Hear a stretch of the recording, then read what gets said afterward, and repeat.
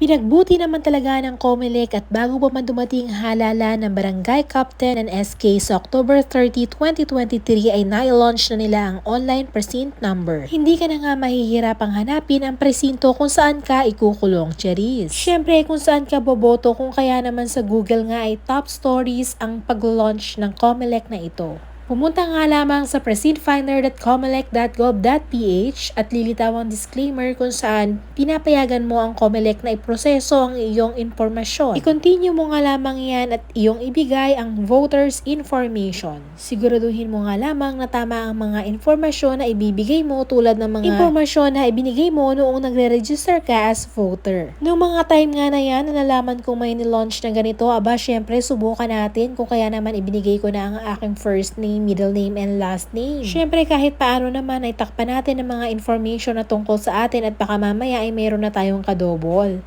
Yan, kailangan nating patunayan na hindi tayo robot kung kaya naman ang hihingi ng mga verification si Google. Kung hindi ka nga naman robot ay siguradong maiintindihan mo kung ano yung inuutos niya. I-continue mo lang yan and then search. So, basahin mo nga lamang yan ang data privacy notice. Pagka-proceed nga ay tada, successful naman at nalaman natin yung precinct number natin. Ayan, nakalagay nga na active tayo. Pwedeng bumoto sa barangay elections but not in SK dahil overage na tayo. Bye-bye!